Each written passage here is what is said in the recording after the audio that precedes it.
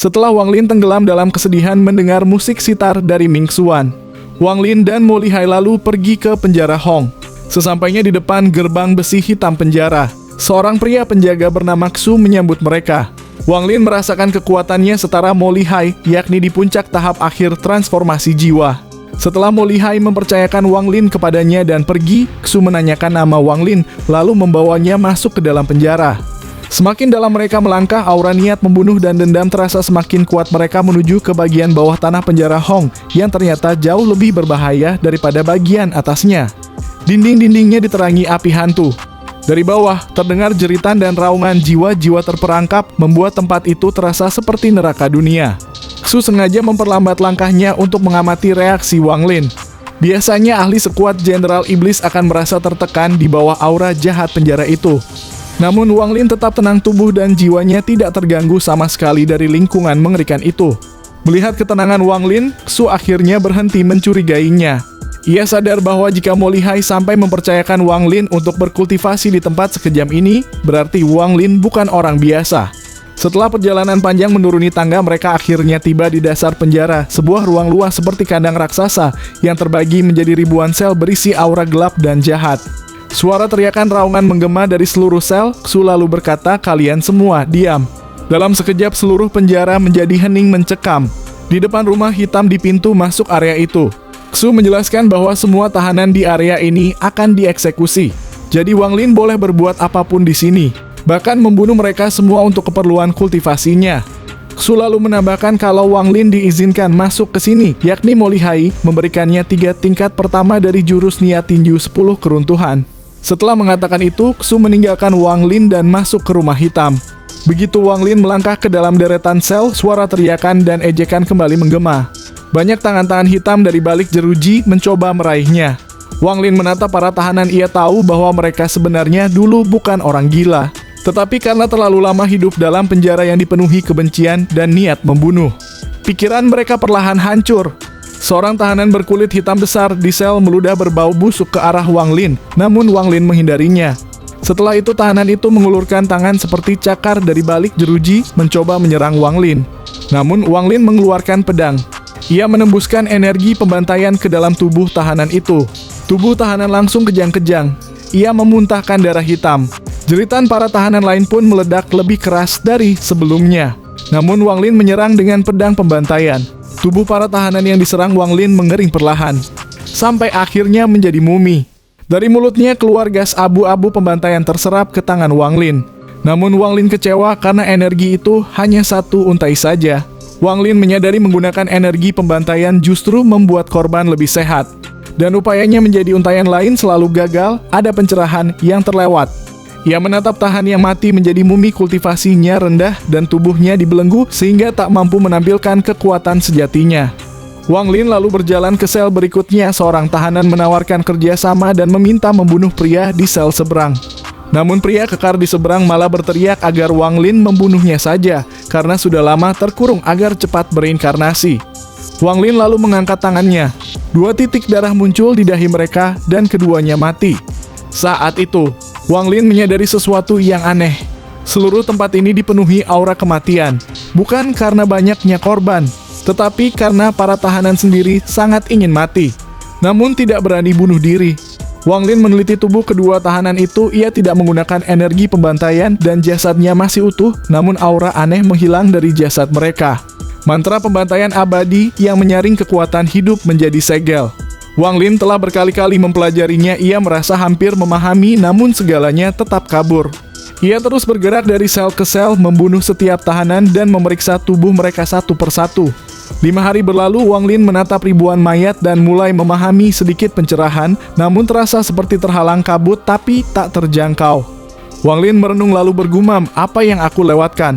Tiba-tiba Xu keluar dari rumah hitamnya lalu berkata, "Karena kau belum membunuh cukup banyak, keinginanmu untuk membunuh masih lemah." Xu menjelaskan mantra yang sedang Wang Lin kembangkan jelas berkaitan dengan pembantaian. Namun menurutnya, tempat ini salah. Ia sudah mengamati Wang Lin selama 5 hari meski banyak membunuh, sebagian besar waktunya hanya dihabiskan untuk meneliti. Ia mengolah dao pembantaian iblis di antara 10 sipir penjara Hong, hanya dia yang menguasainya. Xu memakai pembantaian untuk memperbaiki hati dan menjadi iblis. Ia lalu menunjukkan aura niat membunuh yang membuat jiwa asal Wang Lin bergetar. Xu menawarkan Wang Lin jika ingin menguasai pembantaian, ia akan membawanya ke tempat di mana pembantaian sejati dapat dialami. Dengan syarat ia meminta bantuan untuk membunuh Jenderal Iblis Xi Xiao yang ditemui Wang Lin sebelumnya di perjalanan. Jadi meski Xu yakin bisa membunuhnya, Xu tidak bisa meninggalkan penjara Hong dan Xi Xiao tak akan pernah datang. Jika Wang Lin membantunya, Xu akan mengajarkan Wang Lin menguasai mantra pembantaian. Namun Xi Xiao harus dibunuh menggunakan mantra pembantaian sehingga kematiannya terjadi di jalan pembantaian. Wang Lin menerima syarat itu dengan tenang. Xu mengungkapkan kalau penjara Hong hanyalah fungsi sebenarnya dari 4 penjara di kota Iblis Langit untuk mengumpulkan niat membunuh yang disalurkan ke pedang Kaisar Iblis. Xu membawa Wang Lin menuruni tangga panjang yang tampak tak berujung melewati banyak tahanan. Semakin ke bawah, niat membunuh di sana jauh lebih kuat, berkali-kali lipat dibanding di atas. Xu memperingatkan Wang Lin agar tidak memberitahu siapapun termasuk Mo Lihai karena ia melanggar aturan dengan membawanya ke sini. Ia juga memberitahu Wang Lin kalau istana ini diciptakan oleh Kaisar Iblis untuk mengumpulkan niat membunuh. Sementara itu, untaian energi pembantai di jari Wang Lin bergerak lebih cepat. Wang Lin melangkah ke dalam cahaya berwarna darah dan terus menuruni tangga. Wang Lin menaruh curiga, hanya percaya 20% ucapan Xu, tetapi memilih ikut karena getaran energi pembantaian yang kuat. Ruang merah darah di bawah ini penuh genangan darah dan mungkin ruang terpisah yang mengumpulkan niat membunuh. Ada orang yang berkultivasi dengan mata tertutup, tubuh mereka dipenuhi luka mengerikan. Saat Wang Lin memasuki ruang itu, 5 untaian energi pembantaian berputar mengelilinginya. Ia duduk di dalam salah satu kolam darah. Niat membunuh meresap ke tubuhnya setiap kali ia berkultivasi. Niat membunuh di hatinya menjadi lebih kuat. Awalnya Wang Lin ingin menggunakan energi spiritual surgawi untuk melawan, dan pada akhirnya ia membiarkan niat membunuh menguasai dirinya. Ketika seluruh penghuni kolam membuka mata, gelombang niat membunuh meledak mulai saling membantai.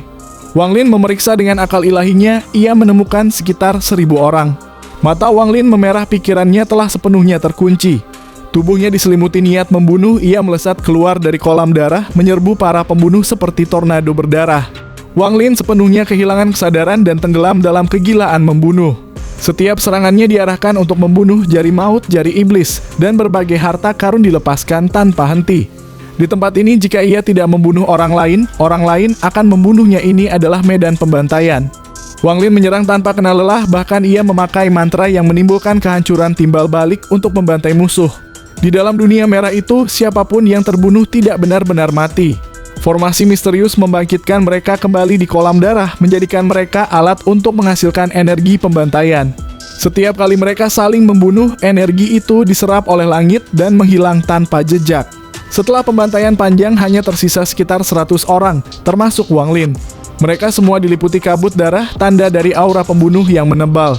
Wang Lin duduk di kolam darah dan perlahan menenangkan diri. Wang Lin menyadari kebenaran di balik kata-kata pria bernama Xu. Niat yang membunuh bukan sekadar dorongan untuk membunuh, melainkan inti dari jantung pembantaian itu sendiri. Setelah waktu lama, pembantaian berulang tanpa henti.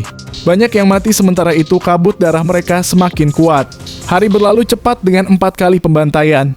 Wang Lin bertahan hingga akhir. Kabut darah di sekelilingnya melebar beberapa kaki, sudah jauh lebih kuat dari kebanyakan orang. Namun masih kalah jauh dari seorang pemuda berambut hitam yang kabut darahnya menjulang 100 kaki seperti raja. Saat pembantaian berakhir, seekor naga perak petir muncul di langit dan menyedot seluruh kabut darah setiap orang. Pemuda itu mencoba melawan, namun tubuhnya hancur di bawah tatapan naga dan seluruh kekuatannya terserap sebelum naga perak itu menghilang kembali. Setelah naga perak menghilang, Wang Lin menyadari bahwa naga itu pedang Kaisar Iblis yang disebut oleh pria bernama Xu. Energi pembantaian di sini mungkin adalah makanannya. Di sisi lain, pemuda berambut hitam yang sebelumnya mati, kini bangkit kembali di kolam darah. Kabut merah di sekitarnya lenyap saat tubuhnya perlahan terangkat lagi. Setelah 1 hari penuh pertumpahan darah, kesunyian menyelimuti tempat itu. Wang Lin duduk di kolam darah, memahami apa yang disebut sebagai jantung pembantaian. Ia mengingat kata-kata seseorang mempelajari mantra pembantaian abadi karena dirinya menguasai kekuatan hidup dan mati. Namun pemahaman itu belum sempurna. Masih ada sesuatu yang kabur, hubungan antara pembantaian dengan wilayah hidup dan mati. Malam pun berlalu dan keesokan harinya pembantaian kembali dimulai. Dari 100 orang, kini tersisa kurang dari 50 orang. Mereka berhenti bertarung dan berlatih di kolam darah masing-masing. Kabut darah di sekitar Wang Lin telah melebar 50 kaki. Pembantaian berikutnya terjadi. Kini hanya kurang dari 20 orang yang tersisa dan kabut darah Wang Lin kini mencapai 70 kaki. 5 untaian energi pembantaian di tubuh Wang Lin telah berubah menjadi segel kekuatan hidup yang melindunginya. Tanpa itu, ia pasti sudah mati berkali-kali. Dengan segel itu, kekuatannya melonjak hingga pada akhirnya pembantaian hari itu hanya 2 orang tersisa di langit, Wang Lin dan pria berambut hitam. Kabut darah Wang Lin membentang hingga ratusan kaki, sementara kabut pria berambut hitam bahkan lebih kuat. Tiba-tiba naga perak menatap mereka, pria berambut hitam meraung menyerang, tapi naga itu menekan dengan cakarnya. Hingga tubuhnya hancur. Sebagian kabut darahnya terserap kembali, lalu ia bangkit lagi di kolam darah naga perak kemudian menatap Wang Lin. Ia membiarkan kabut darahnya diserap. Setelah naga itu pergi, Wang Lin tertawa pencerahan muncul. Sambil berkata, mantra pembantaian abadi adalah teknik membunuh untuk menciptakan kehidupan baru, menggunakan kematian sebagai dasar untuk melahirkan kehidupan, sebuah siklus reinkarnasi. Mantra ini sebenarnya melambangkan perubahan antara hidup dan mati. Naga perak juga melakukan hal yang sama, menyerap energi kematian dan mengubahnya menjadi kekuatan kehidupan. Bahkan formasi di tempat ini mengikuti prinsip yang sama. 5 segel kehidupan di tubuhnya muncul dan bergabung membentuk pusaran gas abu-abu besar, lalu menyatu ke tubuhnya. Ketika Wang Lin meneriakkan, aura pembantaian, kolam darah di sekitarnya meledak. Orang yang telah berkali-kali mati yang hidup kembali hancur sepenuhnya, berubah menjadi untaian energi pembantaian, hampir 100 untaian terbentuk mengelilinginya. Di kejauhan, hanya pria berambut hitam yang masih bertahan. Tubuhnya diselimuti kabut darah. Pada saat ini 3.792 untaian gas abu-abu berputar mengelilingi tubuh Wang Lin. Ia berdiri di tengah kolam darah, tiba-tiba sosok naga perak muncul menatap Wang Lin dengan penuh niat membunuh. Naga perak menyerang dengan cakar raksasanya, Wang Lin tetap tenang. Ia memblokirnya dengan 3.792 helai energi pembantaian. Energi-energi itu melesat seperti ribuan pedang tajam, menebas cakar naga perak hingga hancur. Meski pernah terluka di masa lalu, ini pertama kalinya ia disakiti oleh makhluk selevel semut. Bahkan Jenderal Iblis pun tak akan sanggup menahan cakarnya. Saat ini, ia sangat marah. Sebagai pedang Kaisar Iblis, ia akan melenyapkan Wang Lin. Dari mulut naga perak itu, ia mengeluarkan sinar energi pedang perak yang begitu kuat. Melihat itu, Wang Lin bergerak cepat melarikan diri ke arah pintu keluar. Sembari bergerak, ia memadatkan semua 3.792 helai energi pembantaian, membentuk ribuan lapisan pelindung. Saat itu, energi pedang naga perak menghantamnya. Segel kehidupan melindunginya disertai suara retakan, namun Wang Lin tak berhenti. Wang Lin langsung masuk ke dalam pintu itu.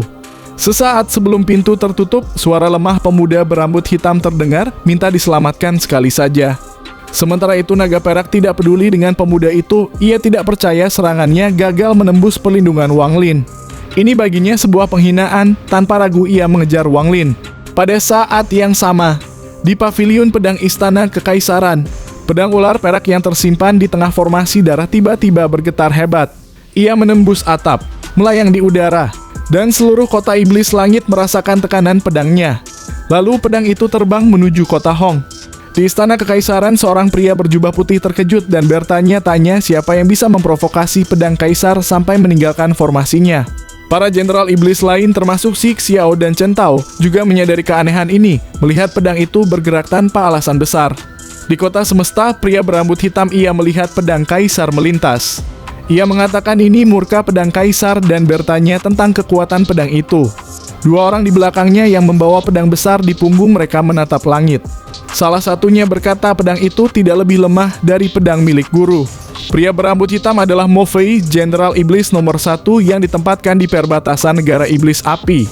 Namun anehnya Mo Fei memiliki wajah yang sama persis dengan pemuda berambut hitam yang berada di penjara Hong. Di tempat lain, Mo Lihai yang berada di kediamannya juga menyaksikan pedang perak itu terbang menuju penjara Hong. Ia terkejut dan khawatir meskipun menolak untuk percaya bahwa hal ini ada hubungannya dengan Wang Lin. Di dalam istana kerajaan, Kaisar sendiri menatap langit. Ia tampak tertarik dengan kemarahan pedang itu. Di belakangnya seorang wanita cantik bertanya yang membuatnya begitu tertarik. Di penjara Hong, tubuh Wang Lin melesat cepat menaiki tangga. Sesampainya di puncak, ia melihat pria bernama Xu dengan wajah cemas sambil bergumam bahwa situasi telah di luar kendali. Xu segera memperingatkan Wang Lin untuk tidak keluar dan menyuruhnya mengikutinya. Mereka berdua langsung melarikan diri melewati jalan rahasia penjara. Tak lama setelah mereka pergi, pedang kaisar tiba, lalu menerobos gerbang penjara Hong dengan kekuatan dahsyat.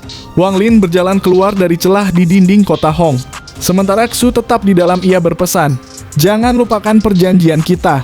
Setelah menutup celah itu, Xu menyesal mengirim Wang Lin ke lokasi itu adalah kesalahan besar. Sementara itu, Wang Lin menyembunyikan auranya dan bergegas menuju kediaman Mo Lihai. Dari kejauhan, ia mendengar suara kehancuran penjara Hong disertai raungan marah dari pedang kaisar. Saat Mo Lihai melihat Wang Lin, ia langsung memahami situasinya. Ia membawa Wang Lin ke gunung palsu di halamannya. Dengan satu telapak tangan, Mo Lihai membuka lubang rahasia di dalamnya sebagai tempat persembunyian. Sepanjang malam, pedang kaisar mengamuk di langit mencari Wang Lin karena marah pedang itu menghancurkan penjara Hong dan berkeliling kota dengan raungan pedang yang menggema. Sementara itu, Mo Lihai menutupi aura Wang Lin dengan energi spiritual iblis agar tak terdeteksi, sedangkan Wang Lin bersembunyi dalam manik menentang surga dan duduk di samping Nasken Sol Limuan.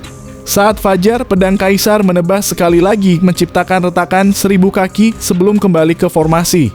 Sejak saat itu, setiap kali penjara Hong diperbaiki, pedang tersebut selalu muncul kembali dan menghancurkannya lagi. Ledakan besar kembali terdengar dari penjara Hong, menandakan pedang kaisar kembali mengamuk. Pedang itu terbang berputar di langit mencari Wang Lin. Saat melihatnya, Wang Lin lalu berkata, "Pedang ini seperti anak kecil. Karena tak bisa menemukanku, sudah 10 kali ia melampiaskan amarahnya ke penjara Hong." Pada saat ini, Mo Lihai duduk berhadapan dengan Wang Lin namun tak bisa menyembunyikan rasa kagumnya. Bahkan pedang kaisar yang melintas berkali-kali pun tak dapat menemukannya. Ia teringat saat Wang Lin keluar dari persembunyian beberapa hari lalu tanpa diketahui. Sejak kembali dari penjara Hong, Wang Lin tampak berbeda. Setiap kali Mo Lihai melihat simbol di dahinya, jantungnya berdebar tanpa sebab. Mo Lihai kemudian bertanya, "Seberapa kuat dirimu sekarang dibandingkan saat di kota iblis kuno?" Wang Lin menjawabnya, "Bahkan tanpa telapak tangan itu, aku tetap bisa menang melawanmu." Mendengar itu, Mo Lihai tertawa puas. Ia mengatakan bahwa setengah bulan lagi akan ada kompetisi umum iblis yang dihadiri langsung oleh Kaisar Iblis. Jika Wang Lin tampil baik, ia bisa direkomendasikan untuk menjadi Jenderal Iblis. Ia juga berjanji malam ini akan mempertemukan Wang Lin dengan orang penting. Wang Lin mengangguk dan berdiri lalu berkata, "Saudara Mo, tenang saja." Mo Lihai tersenyum puas lantas mengatakan, "Kalau begitu, aku tak akan mengganggumu lagi. Pergilah dengarkan musik sitar seperti biasa." Wang Lin duduk di tepi sungai dengan toples anggur di sampingnya. Ia selalu datang ke tempat itu menunggu perahu lewat untuk mendengarkan alunan musik sitar.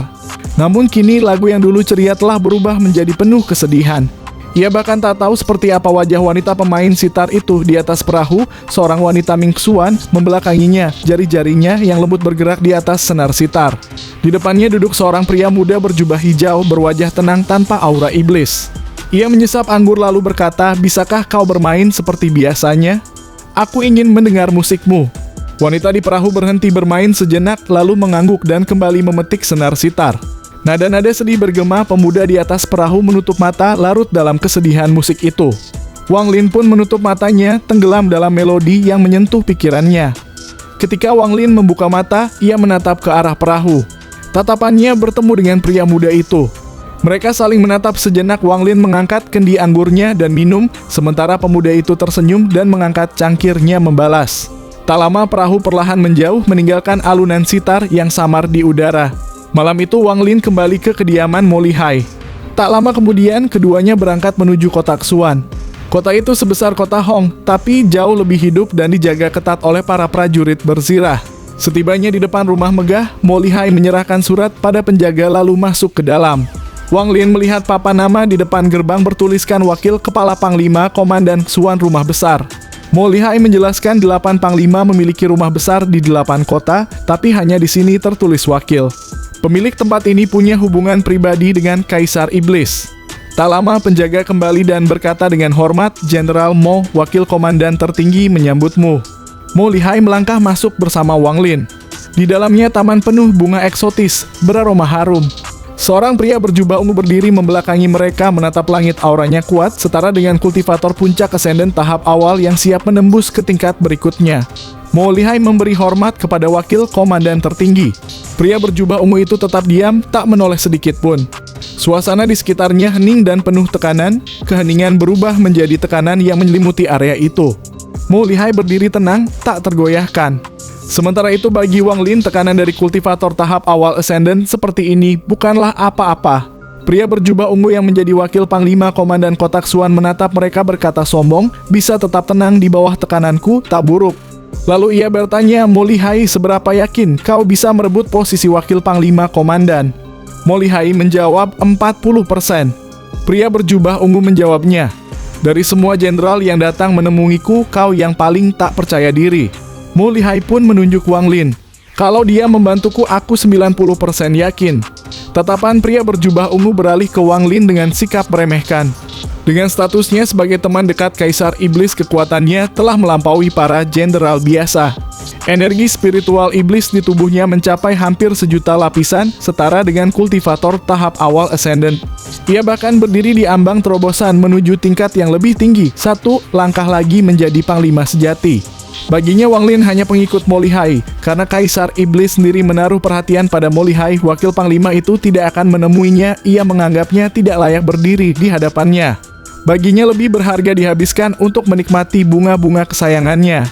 Ia lalu berkata pada Wang Lin, tunjukkan kemampuanmu. Jika kau bisa membuatku bergerak, anggap dirimu layak. Tanpa ragu, Wang Lin menyerangnya dengan 2000 untayan energi pembantaian. Awalnya, pria berjubah ungu tetap mengabaikannya. Tiba-tiba ekspresinya berubah drastis. Tubuhnya bergetar, energi iblisnya membentuk harimau hitam, namun makhluk itu langsung hancur oleh 2000 untayan energi pembantaian. Serangan itu menembus lapisan pelindung biru dari baju zirah iblisnya, memaksanya mundur berulang kali hingga menginjak bunga-bunga kesayangannya. Wajahnya tegang, ia memaksa energi iblis untuk bertahan, tapi zirah itu hancur dan 2000 energi pembantaian menembus tubuhnya, meninggalkan luka dalam sebelum Wang Lin menarik kembali semuanya. Pria berjubah ungu pucat lalu berkata, bagus kau memenuhi syarat, ucap pria berjubah ungu dengan senyum paksa. Mo Lihai menahan keterkejutannya dan segera membawa Wang Lin pergi. Begitu mereka menghilang, pria berjubah ungu tak sanggup lagi menahan diri, ia memuntahkan seteguk darah. Pelayannya panik, namun ia hanya berkata dengan suara berat, selama 3 bulan ke depan, aku tak akan menemui siapapun, aku akan berkultivasi tertutup. Perlu diingatkan ini adalah cerita novel, tentu saja terdapat perbedaan dari video aslinya. Terima kasih sudah menonton, sampai jumpa di episode selanjutnya.